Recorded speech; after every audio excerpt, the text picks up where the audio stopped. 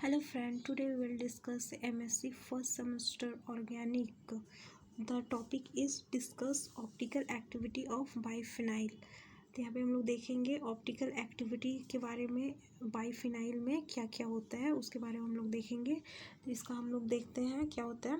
Biphenyl show optical activity when the following two condition are satisfy, यानी कि biphenyl जो होता है ऑप्टिकल एक्टिविटी शो करता है जब following two condition are satisfy, यानी कि नीचे जो कंडीशन दिया हुआ है दो कंडीशन अगर सेटिस्फाई होगा तो ये जो बाइफिनाइल होगा वो ऑप्टिकल एक्टिविटी शो करेगा।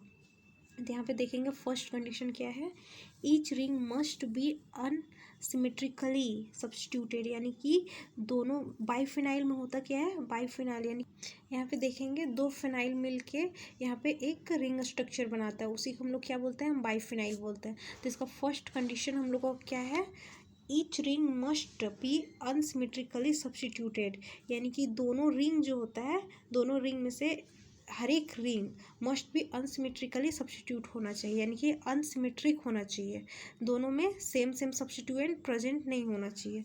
सेकेंड कंडीशन क्या हो जाएगा, both ring must B satisfy इन ऑर्थो पोजिशन, यानी कि दोनों रिंग में जो सब्स्टिट्यूशन जो होगा उसमें जो सब्स्टिट्यूएंट जो होगा वो ऑर्थो पोजिशन में ही होना चाहिए और उसके जगह में वो दूसरा पोजिशन में नहीं हो सकता है। यहाँ पे दिया हुआ है, फिर आगे देखेंगे minimum number of substituent should be 1 in each ring, और जो मिनिमम सब्स्टिट्यूएंट जो होना चाहिए उसमें एक कम से कम होना चाहिए हर एक रिंग में। And the substituent must have a large size, और जो सब्स्टिट्यूएंट पोजीशन ऑर्थो पोजीशन में प्रेजेंट होगा वो हमेशा लार्ज साइज में होना चाहिए।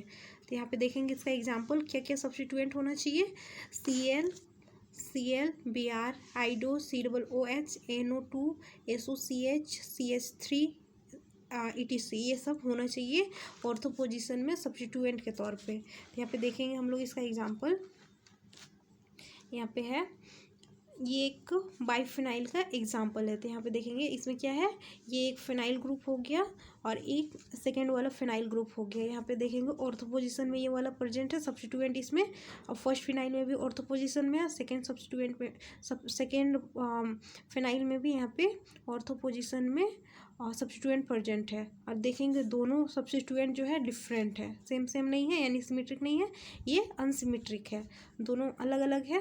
तो यहाँ पे भी ऑर्थो पोजीशन में COOH ग्रुप है और यहाँ पे NO2 ग्रुप है और दोनों अलग अलग साइड पे है। तो ये क्या हो गया, एक अनसिमेट्रिक है, तो ये हो जाएगा कायरल बोल सकते हैं, या ये ऑप्टिकल एक्टिव बाइफिनाइल बोलेंगे। तो यहाँ पे देखेंगे ये एक कायरल का एग्जाम्पल, तो इसका मिरर इमेज देखेंगे तो इस तरह से बन जाएगा, दिया हुआ है उसको हम लोग क्या बोलेंगे, बाइफिनाइल एटॉप्सिमर्स।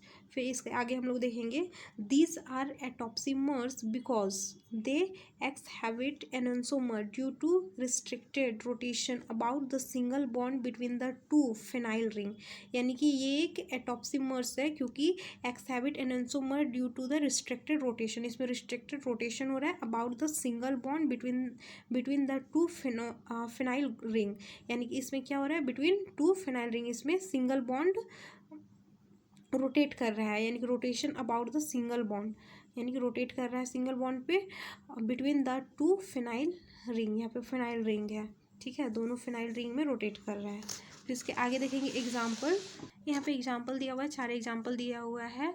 जो बाइफिनाइल है वो कायरल है या अकायरल है, उसको कैसे हम लोग फाइंड करेंगे उसी का यहाँ पे एग्जांपल दिया हुआ है। तो यहाँ पे हम लोग देखेंगे फर्स्ट एग्जांपल में जो फिनाइल ग्रुप है, फर्स्ट वाला जो रिंग है फिनाइल ग्रुप का, तो उसके साथ सब्स्टिट्यूएंट क्या है, Cl है, और इधर का जो ऑर्थो पोजीशन में वो क्या है, COOH है, तो ये दोनों डिफरेंट सब्स्टिट्यूएंट है। और फिर सेकेंड वाला फिनाइल ग्रुप में भी देखेंगे तो यहाँ पे COOH है और इधर Cl है, यानी कि दोनों सब्स्टिट्यूएंट डिफरेंट है, और फिर दोनों सेम साइड में भी नहीं है। यहाँ पे देखेंगे क्रॉस, अगर यहाँ पे Cl है तो यहाँ पे इसका इधर Cl है, यहाँ पे COOH है तो इस साइड में इसका ये डिफरेंट ऑर्थो पोजीशन में यहाँ पे COOH है, तो ये क्या हो जाएगा, एक कायरल का एग्जाम्पल है। सेकेंड वाला एग्जाम्पल में देखेंगे यहाँ पे फर्स्ट सब्स्टिट्यूएंट क्या है, NO2 है। इसका जो भी सब्स्टिट्यूएंट है यानी कि दोनों एक फिनाइल ग्रुप जो है जिसमें सेम सब्स्टिट्यूएंट है, जबकि यहाँ पे डिफरेंट होना चाहिए। और ये वाला में अलग अलग है यानी कि असिमेट्रिक है, इसलिए ये क्या हो जाएगा, कायरल है। बट इसमें सेम सेम सब्स्टिट्यूएंट है तो ये क्या हो जाएगा, एक सिमेट्रिक एलिमेंट, सिमेट्रिक का ये एग्जाम्पल है, तो इसीलिए क्या हो जाएगा, ये अकायरल हो जाएगा। इधर भी सेम फिनाइल ग्रुप में भी सेम सेम है, इसलिए ये क्या हो जाएगा, एक सिमेट्रिक एलिमेंट हो जाएगा, इसलिए ये हो जाएगा अकायरल। और फिर सेकेंड नेक्स्ट एग्जांपल देखेंगे। यहाँ पे क्या है, NO2 और यहाँ पे NO2, यहाँ भी सेम सेम सब्स्टिट्यूएंट है और इसका मेटा पोजीशन में भी Cl है, जबकि हम होना चाहिए बस ऑर्थो पोजीशन में सब्स्टिट्यूएंट प्रेजेंट होना चाहिए, तो क्या हो जाएगा, ये एक अकायरल है। नेक्स्ट एग्जांपल देखेंगे। यहाँ पे क्या है, यहाँ पे SO3H है और इसका सेकेंड सब्स्टिट्यूएंट क्या है, एक हाइड्रोजन है। और इस साइड भी देखेंगे, यहाँ पे अपोजिट साइड में यहाँ पे हाइड्रोजन है और यहाँ जबकि देखेंगे यहाँ पे SO3H है, यानी कि दोनों अपोजिट साइड में सब्स्टिट्यूएंट प्रेजेंट है, सेम है, बट दोनों डिफरेंट साइड में है, तो ये क्या हो जाएगा, एक असिमेट्रिक सब्स्टिट्यूएंट, यहाँ पे असिमेट्रिक एलिमेंट बोल सकते हैं, यहाँ पे असिमेट्रिक सब्स्टिट्यूएंट प्रेजेंट है, इसलिए क्या हो जाएगा, ये एक कायरल का एग्जाम्पल हो जाएगा।